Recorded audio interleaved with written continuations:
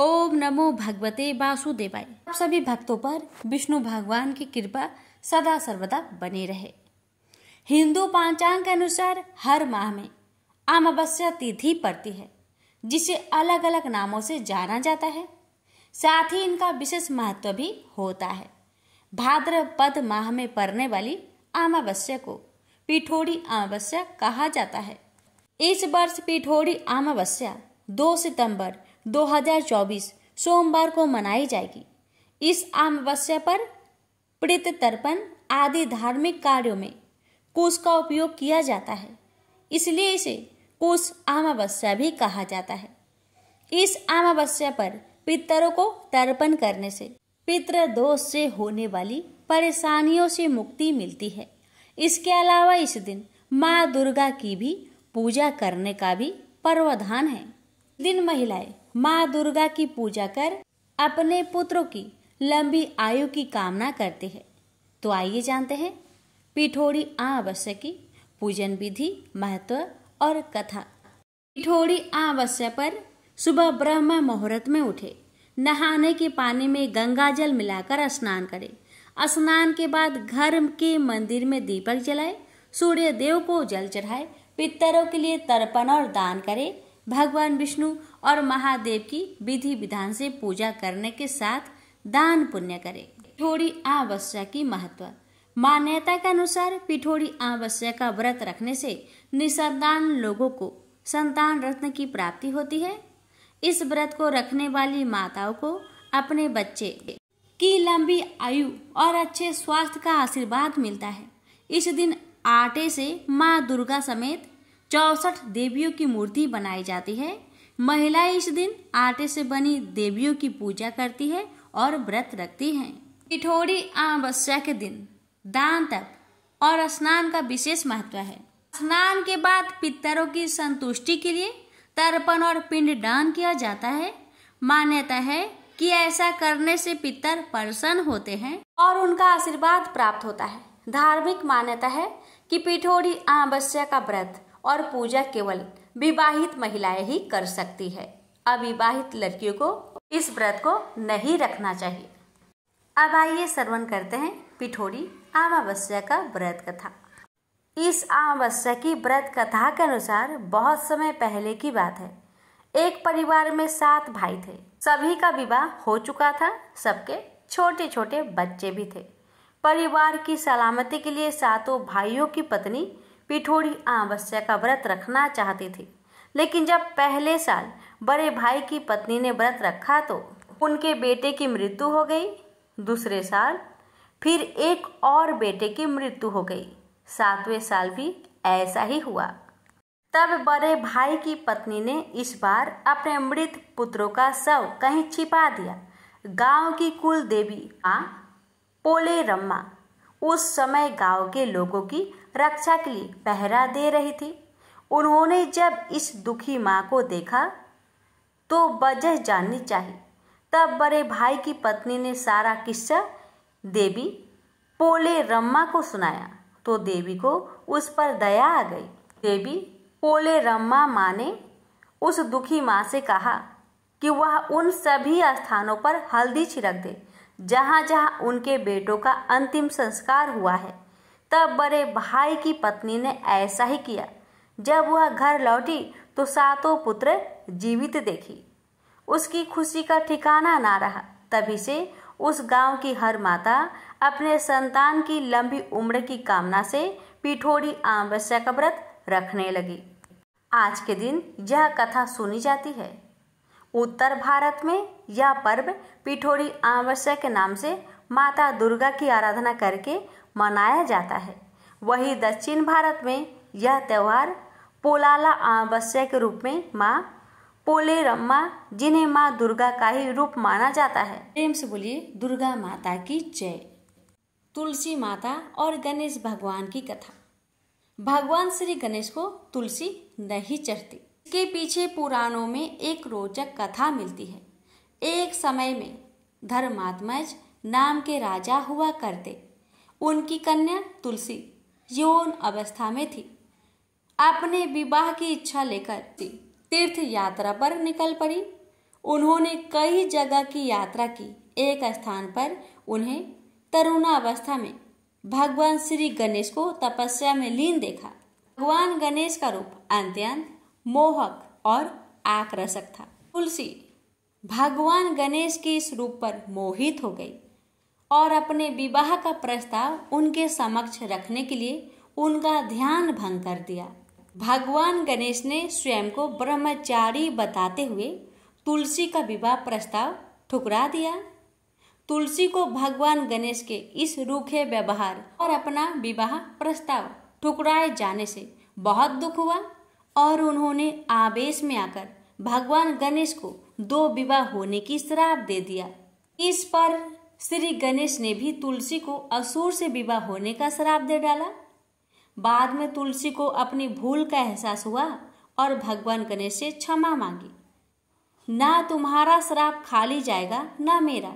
मैं रिद्धि और सिद्धि का पति बनूंगा और तुम्हारा भी विवाह राक्षस जलांधर से अवश्य होगा, लेकिन अंत में तुम भगवान विष्णु और श्री कृष्ण की प्रिया बनोगी और कलयुग में भगवान विष्णु के साथ तुम्हें पौधे के रूप में पूजा जाएगा, लेकिन मेरी पूजा में तुलसी का प्रयोग नहीं किया जाएगा। प्रेम से बोलिए तुलसी माता की जय, गणेश भगवान की जय।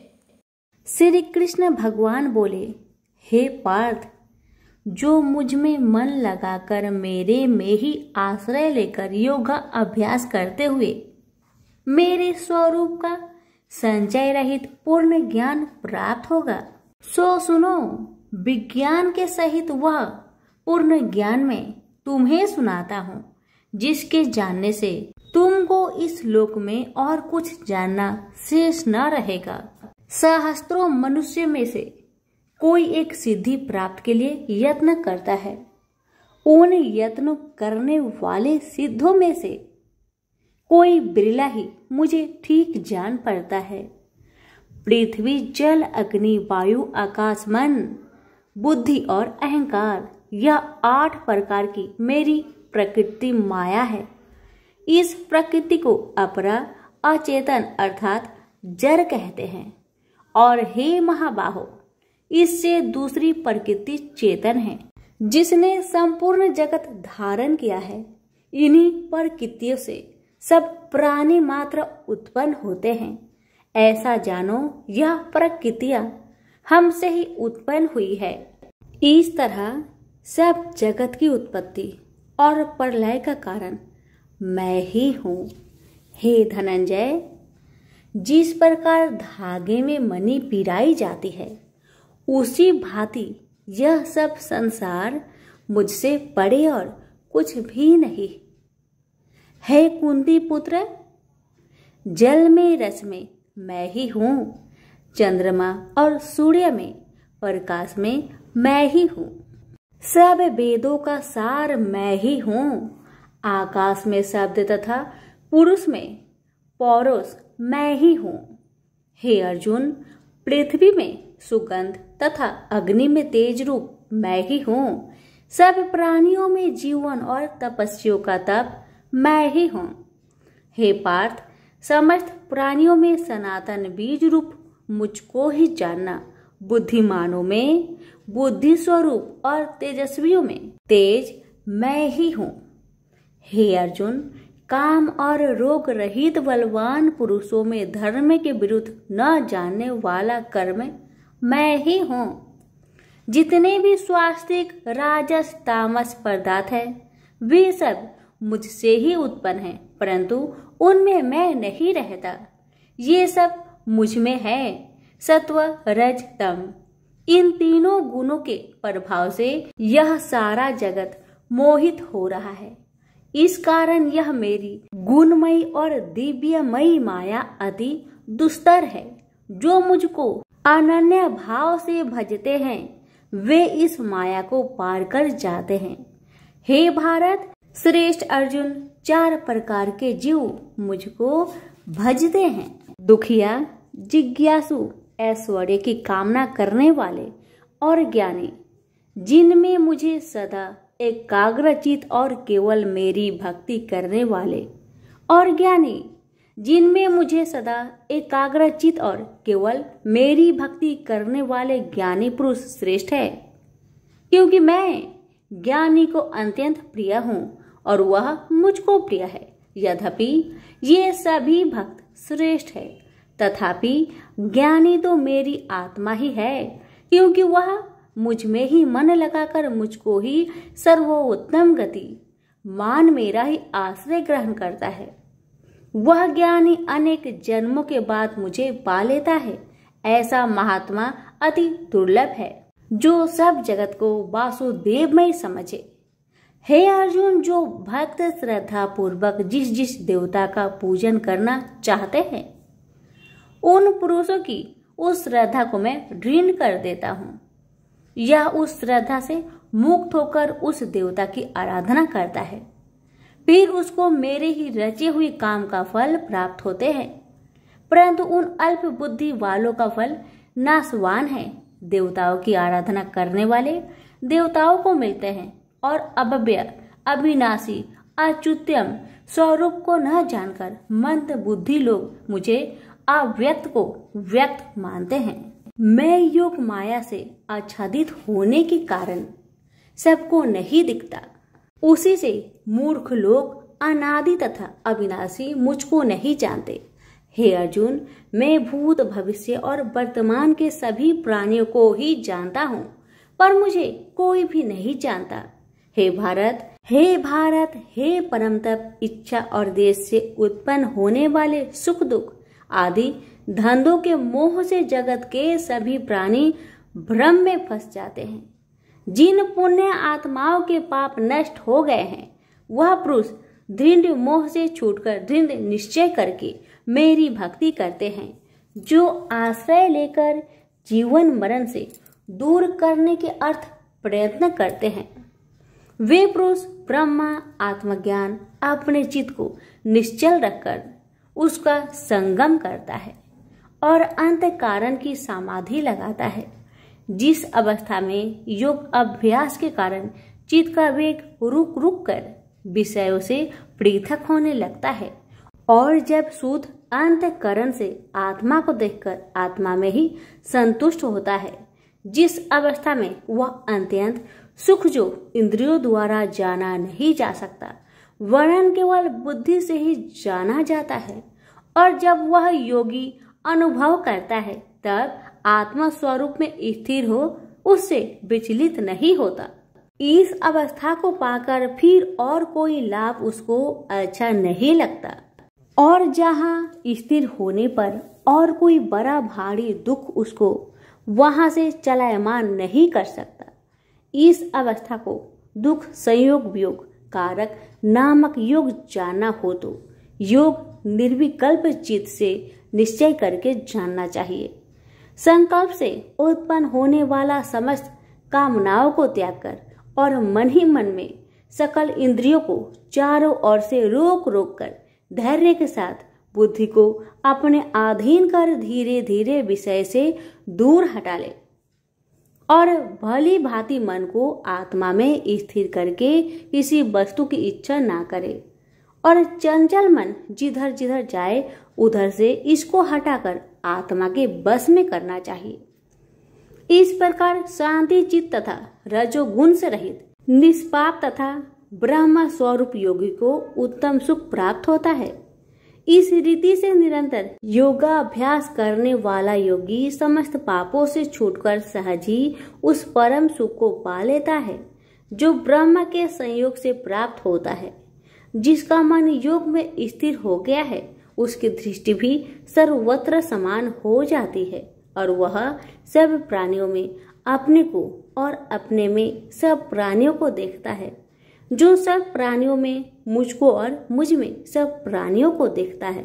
मैं उससे अलग नहीं रहता और मुझसे वह अलग नहीं रहता।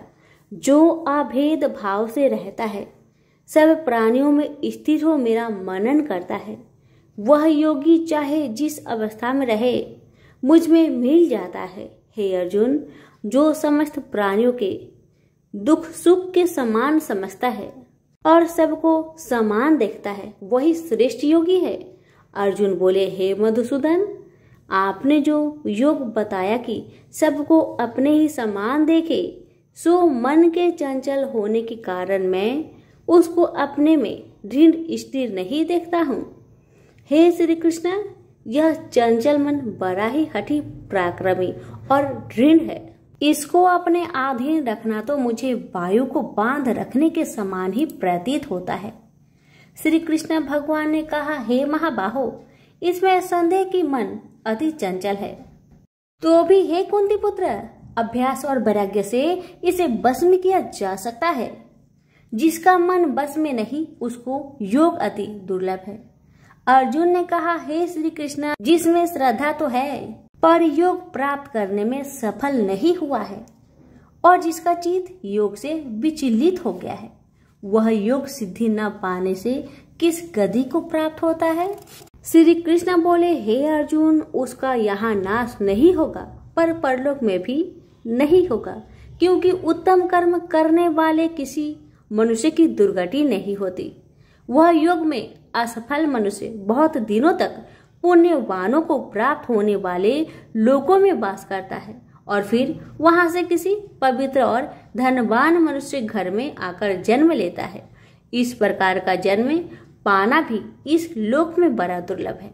हे कुरुनंदन, यह योगियों के बस में जन्म लेकर पूर्व जन्म की बुद्धि संस्कार अर्थात आत्मज्ञान को पाता है और उससे अधिक सिद्धि के लिए यत्न करता हूँ। पूर्व जन्म में किए योग अभ्यास के बल में अनेक विघ्नों को पड़ने पर भी यह मोक्ष को प्राप्त होता है। योग की केवल इच्छा ही हो तो पुरुष शब्द ब्रह्म के परे जा पहुंचता है। जो बड़े परिश्रम और यत्न से योग अभ्यास करता है, वह पापों से छूट मोक्ष को पाता है। बड़े तपस्वियों से योगी श्रेष्ठ है, जो शुद्ध होकर अनेक जन्मों में परिश्रम करके सफल होता है, और ज्ञानियों से भी योगी श्रेष्ठ है। इसलिए हे अर्जुन, तुम योगी बनो। केवल मुझ में ही मन लगाकर योग प्राप्ति के लिए जो मेरा भजन करता है, उसको समस्त योगियों के मध्य से मैंने अत्यंत श्रेष्ठ माना है। प्रेम से बोलिए श्री कृष्ण भगवान की जय। अब सुनिए श्रीमद् भगवत गीता पाठ अध्याय 7 की महात्म्य। भगवान शिव कहते हैं, हे पार्वती, अब मैं 7वें अध्याय का महात्म्य बतलाता हूँ, जिसे सुनकर कानों में अमृत राशि भर जाती है। पाटलिपुत्र नामक एक दुर्गम नगर है, जिसका गोपुर बहुत ही ऊंचा है। उस नगर में शंकुकर्ण नामक एक ब्राह्मण रहता था। उसने वैश्य वृत्ति का आश्रय लेकर बहुत धन कमाया, किंतु ना तो कभी पितरों का तर्पण किया और न देवताओं का पूजन ही। वह धनोपार्जन में तत्पर होकर राजाओं को ही भोज दिया करता था। एक समय की बात है, उस ब्राह्मण ने अपना चौथा विवाह करने के लिए पुत्र और बंधुओं के साथ यात्रा की। मार्ग में आधी रात के समय जब वह सो रहा था, तब एक सर्प ने कहीं से आकर उसकी बाह में काट लिया। उसके काटते ही ऐसी अवस्था हो गई कि मणि, मंत्र और औषधि आदि से भी उसके शरीर की रक्षा असाध्य जान पड़ी। तत्पश्चात कुछ ही क्षणों में उसके प्राण पेखरू उड़ गए। वह प्रेत बना। फिर बहुत समय के बाद वह प्रेत सर्प योनि में उत्पन्न हुआ। उसका बीत धन की वासना में बंधा था। उसने पूर्व वृत्तांत को स्मरण करके सोचा, मैंने घर के बाहर करोड़ों की संख्या में अपना जो धन गार रखा है, उससे इन पुत्रों को वंचित करके स्वयं ही उसकी रक्षा करूंगा। सांप की योनि से पीड़ित होकर पिता ने एक दिव्य सपना में अपने पुत्र के समक्ष आकर अपना मनोभाव बताया। तब उसके पुत्र ने सवेरे उठकर बड़े विस्मय के साथ एक दूसरे से सपने की बातें कही। उनमें से झंझला पुत्र कुदाल हाथ में लिए घर से निकला और जहां उसके पिता सर्प योनि धारण करके रहते थे, उस स्थान पर गया। यद्यपि उसे धन के स्थान पर ठीक ठीक पता नहीं था, तो भी उसने जीहो से उसका ठीक निश्चय कर लिया और लोभ बुद्धि से वहां पहुंचकर बाबी को खोदना आरंभ किया। तब उस बाबी से बड़ा भयानक सांप प्रकट हुआ और बोला, ओ मूर्ख, तू कौन है? किस लिए यहाँ आया है? यह बिल क्यों खोद रहा है? किसने तुझे भेजा है? ये सारी बातें मेरे सामने बता। पुत्र बोला, पिताजी, आपकी मुक्ति कैसे होगी? इसका उपाय मुझे बतलाइए, क्योंकि मैं इतनी रात को सब लोगों को छोड़कर आपके पास आया हूँ। पिता बोले, बेटा, गीता के अमृतमय 7वें अध्याय को छोड़कर मुझे मुक्त करने में तीर्थ, दान, तप और यज्ञ भी सर्वथा समर्थ नहीं है। केवल गीता का 7वां अध्याय ही प्राणियों के जरा, मृत्यु आदि दुखों को दूर करने वाला है। पुत्र, मेरे श्राद्ध के दिन गीता के 7वें अध्याय का पाठ करने वाले ब्राह्मण को श्रद्धा पूर्वक भोजन कराओ। इससे निसंदेह मेरी मुक्ति हो जाएगी। बस अपनी शक्ति के अनुसार पूर्ण श्रद्धा के साथ निर्वर्षी और वेद विद्या में प्रवीण अन्य प्राणी को भी भोजन कराना। सर्प योनि में पड़े हुए पिता के यह वचन सुनकर सभी पुत्र ने उनकी आज्ञा अनुसार तथा उससे भी अधिक किया। अब शंकुकर ने अपने सर्प शरीर को त्याग कर दिव्य देह धारण किया और सारा धन पुत्रों के अधीन कर दिया। पिता ने करोड़ों की संख्या में जो धन उनमें बांट दिया था, उससे वे पुत्र बहुत प्रसन्न हुए। उनकी बुद्धि धर्म में लगने लगी थी, इसलिए उन्होंने बावली, कुआं, पोखरा, यज्ञ तथा देव मंदिर के लिए उस धन का उपयोग किया और अन्य शाला भी बनवाए। तत्पश्चात 7वें अध्याय का सदा जप करते हुए उन्होंने मोक्ष प्राप्त किया। हे पार्वती, यह तुम्हें 7वां अध्याय का महात्म्य बतलाया, जिसके श्रवण मात्र से मानव सब पातकों से मुक्त हो जाता है। प्रेम से बोलिए उमापति शंकर भगवान की जय। गणेश जी की कथा। पौराणिक कथा के अनुसार एक समय की बात है कि भगवान विष्णु का विवाह माता लक्ष्मी जी के साथ निश्चित हुआ। विवाह की सभी तैयारी होने लगी। सभी देवी देवताओं को निमंत्रण भेजे गए, लेकिन भूलवश गणेश जी को निमंत्रण देना रह गया था। इधर भगवान विष्णु की बारात जाने का समय आ चुका था। सभी देवता अपनी पत्नियों के साथ विवाह समारोह में शामिल होने को आए, परंतु सभी देवी देवताओं ने देखा कि गणेश जी कहीं दिखाई नहीं दे रहे हैं। तब उन सभी ने आपस में चर्चा की, क्या गणेश जी को नहीं न्योता दिया गया या गणेश जी ही नहीं आए हैं। सभी को इस बात पर बहुत आश्चर्य हुआ। इस बात पर उन सभी ने विष्णु भगवान से ही इसका कारण पूछा। विष्णु भगवान से पूछने पर उन्होंने कहा कि हमने गणेश जी के पिता भोलेनाथ, महादेव और माता पार्वती को न्योता भेजा था।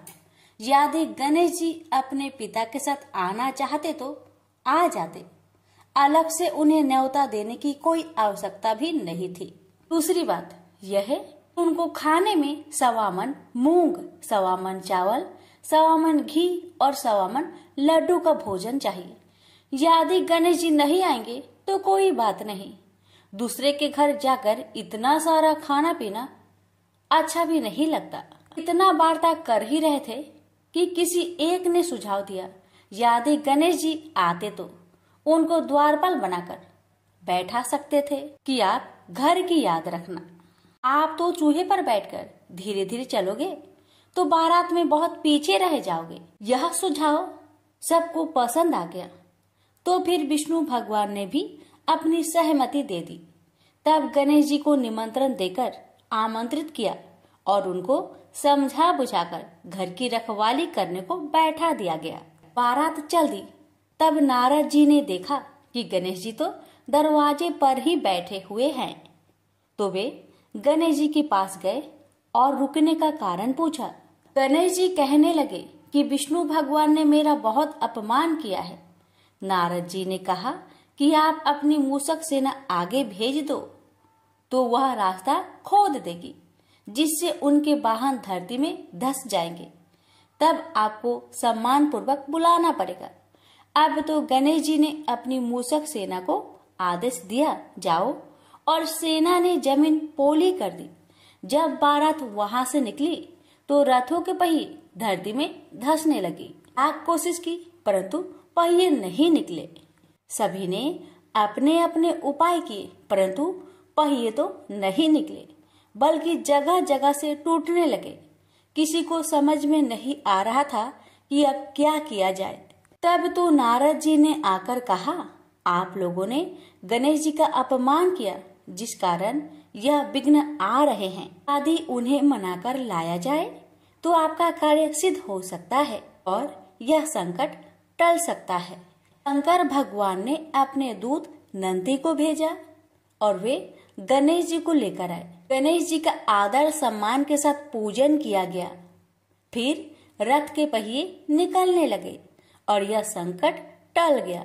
अब रथ के पहिए निकल तो गए, परंतु वे टूट फूट गए थे, तो उन्हें सुधारे कौन। पास के खेत में एक खाती काम कर रहा था। उसे बुलाया गया। खाती अपना कार्य करने से पहले श्री गणेशाय नमः कहकर गणेश जी की वंदना मन ही मन करने लगा। देखते ही देखते खाती ने सभी पहियों को ठीक कर दिया।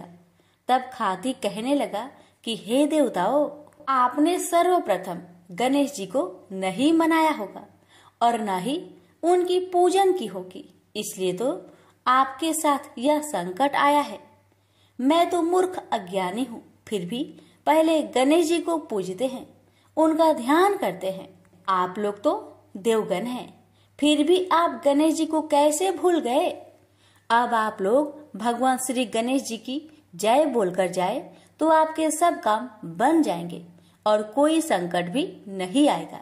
ऐसा कहते हुए बारात वहां से चल दी और विष्णु भगवान का लक्ष्मी जी के साथ विवाह संपन्न करा के सभी सकुशल घर लौट आए। हे गणेश जी महाराज, आपने विष्णु को जैसा कारज सरियो, ऐसा कारज सबको सिद्ध करिजो। बोलिए गजानन भगवान की जय। लक्ष्मी माता की कहानी। एक बार लक्ष्मी जी ने मनोहर रूप यानी बहुत ही अद्भुत रूप धारण करके गायों के एक झुंड में प्रवेश कर लिया और उनके इस सुंदर रूप को देखकर गायों ने पूछा कि देवी, आप कौन हैं और कहां से आई हैं। गायों ने ये भी कहा कि आप पृथ्वी की अनुपम सुंदरी लग रही हो। तब गायों ने एकदम से कहा कि सच सच बताओ, आखिर तुम कौन हो और तुम्हें कहाँ जाना है। तब लक्ष्मी जी ने विनम्रता से गायों से कहा कि तुम्हारा कल्याण हो। असल में मैं इस जगत में अर्थात संसार में लक्ष्मी के नाम से प्रसिद्ध हूँ और सारा जगत मेरी कामना करता है, मुझे ही पाना चाहता है। मैंने दैत्यों को छोड़ दिया था और इसलिए वे सदा के लिए नष्ट हो गए। इतने ही नहीं, मेरे आश्रय में रहने के कारण इंद्र, सूर्य, चंद्रमा, विष्णु, वरुण तथा अग्नि आदि सभी देवता सदा के लिए आनंद भोग रहे हैं। इसके बाद माँ लक्ष्मी ने कहा कि जिनके शरीर में मैं प्रवेश नहीं करती वे सदैव नष्ट हो जाते हैं और अब मैं तुम्हारे शरीर में ही निवास करना चाहती हूँ। लेकिन इसके बाद भी कथा अभी खत्म नहीं हुई, क्योंकि गायों ने अब तक माँ लक्ष्मी को अपनाया नहीं था। गाय ने क्यों किया माँ लक्ष्मी का त्याग। देवी लक्ष्मी की इन बातों को सुनने के बाद गायों ने कहा कि तुम बड़ी चंचल हो, इसलिए कभी कहीं नहीं ठहरती। इसके अलावा तुम्हारा बहुतों के साथ भी एक सही संबंध है, इसलिए हमें तुम्हारी इच्छा नहीं है। तुम्हारी जहाँ भी इच्छा हो तुम चली जाओ। तुमने हमसे बात की, इतने में ही हम अपने आप को तुम्हारी कृतार्थ यानी तुम्हारी आभारी मानती हैं। गायों के ऐसा कहने पर लक्ष्मी ने कहा कि ये तुम क्या कह रही हो। मैं दुर्लभ और सती हूँ, अर्थात मुझे पाना आसान नहीं, पर फिर भी तुम मुझे स्वीकार नहीं कर रही। आखिर इसका कारण क्या है। यहाँ तक कि देवता, दानव, मनुष्य आदि सब कठोर तपस्या करके मेरी सेवा का सौभाग्य प्राप्त करते हैं, अतः तुम भी मुझे स्वीकार करो। वैसे भी इस संसार में ऐसा कोई नहीं जो मेरा अपमान करता हो। ये सब सुनकर गायों ने कहा कि हम तुम्हारा अपमान या अनादर नहीं कर रहे, केवल तुम्हारा त्याग कर रहे हैं। और वह सिर्फ इसलिए क्योंकि तुम्हारा मन बहुत चंचल है। तुम कहीं भी जमकर नहीं रहती, अर्थात एक स्थान पर नहीं रुक सकती, इसलिए अब बातचीत करने से कोई लाभ नहीं। तो तुम जहाँ जाना चाहती हो जा सकती हो। इस तरह से गायों ने माँ लक्ष्मी का त्याग कर दिया, क्योंकि गायों को मालूम था कि लक्ष्मी कभी किसी के पास नहीं रहती, बल्कि पूरे संसार में घूमती रहती है। पर फिर भी माँ लक्ष्मी ने हार नहीं मानी और इतना सब होने के बाद भी वार्तालाप जारी रखी।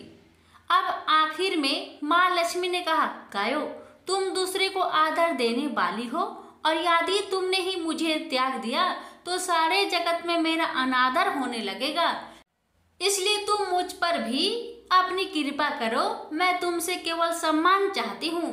तुम लोग सदा सबका कल्याण करने वाली पवित्र और सौभाग्यवती हो, तो मुझे भी बस आज्ञा दो कि मैं तुम्हारे शरीर के किस भाग में निवास करूं। इसके बाद गाय ने भी अपना मन बदल लिया और गायों ने कहा, हे यशस्विनी, हमें तुम्हारा सम्मान अवश्य ही करना चाहिए, इसलिए तुम हमारे गोबर और मूत्र में निवास करो, क्योंकि हमारी ये दोनों वस्तुएं ही परम पवित्र है। तब माँ लक्ष्मी ने कहा, धन्यवाद और धन्य भाग मेरे, जो तुम लोगों ने मुझ पर अनुग्रह किया, यानी मेरे प्रति इतना कृपा दिखाई। मैं अवश्य ऐसा ही करूंगी। मैं सदैव तुम्हारे गोबर और मूत्र में ही निवास करूंगी। सुखदायिनी गायों, अर्थात सुख देने वाली गायों, तुमने मेरा मान रख लिया, अतः तुम्हारा भी कल्याण हो। बस यही वचन है कि गाय की इन दोनों वस्तुओं को लक्ष्मी का ही रूप समझा जाता है। प्रेम से बोलिए लक्ष्मी माता की जय। लापसी तपसी की कथा। एक लापसी था, एक तपसी था। तपसी हमेशा भगवान की तपस्या में लीन रहता था। लापसी रोजाना 1.25 सेर की लापसी बनाकर भगवान का भोग लगाकर जीम लेता था। एक दिन दोनों लड़ने लगे। लापसी बोला, मैं रोज भगवान की तपस्या करता हूँ, इसलिए मैं बड़ा हूँ। लापसी बोला कि मैं रोज भगवान को 1.25 सेर लापसी का भोग लगाता हूँ, इसलिए मैं बड़ा हूँ। नारद जी वहाँ से गुजर रहे थे। दोनों को लड़ता देखकर उनसे पूछा कि क्यों तुम लड़ रहे हो। लापसी ने खुद को बड़ा होने का कारण बताया और तपसी ने अपना कारण बताया। नारद जी बोले, तुम्हारा फैसला मैं कर दूंगा। दूसरे दिन लापसी और तपसी नहाकर अपनी रोज की भक्ति करने आए तो नारद जी ने छुपकर 1.25 करोड़ की एक अंगूठी उन दोनों के आगे रख दी। तपसी की नजर जब अंगूठी पर पड़ी तो उसने चुपचाप अंगूठी उठाकर अपने नीचे दबा ली। लापसी की नजर अंगूठी पर पड़ी, लेकिन उसने ध्यान नहीं दिया। भगवान को भोग लगाकर लापसी खाने लगा। नारद जी सामने आए तो दोनों ने पूछा कि कौन बड़ा। तो नारद जी ने तपसी को खड़ा होने को कहा। वो खड़ा हुआ तो उसके नीचे दबी अंगूठी दिखाई पड़ी। नारद जी ने तपसी से कहा, तपस्या करने के बाद भी तुम्हारी चोरी करने की आदत नहीं गई, इसलिए लापसी बड़ा है और तुम्हें तुम्हारी तपस्या का कोई भी फल नहीं मिलेगा। तपसी शर्मिंदा होकर माफी मांगने लगा। उसने नारद जी से पूछा, मुझे मेरी तपस्या का फल कैसे मिलेगा। नारद जी ने कहा, यदि कोई गाय और कुत्ते की रोटी नहीं बनाएगा तो फल तुझे मिलेगा। यदि कोई ब्राह्मण को भोजन करवाकर दक्षिणा नहीं देगा तो फल तुझे मिलेगा। यदि कोई साड़ी के साथ ब्लाउज नहीं देगा तो फल तुझे मिलेगा। यदि कोई दिए से दिया जलाएगा तो फल तुझे मिलेगा। यदि कोई सारी कहानी सुने लेकिन तुम्हारी कहानी नहीं सुने तो फल तुझे मिलेगा। उसी दिन से हर व्रत कथा कहानी के साथ लापसी तपसी की कहानी भी सुनी और कही जाती है। प्रेम से बोलिए लक्ष्मी नारायण की जय।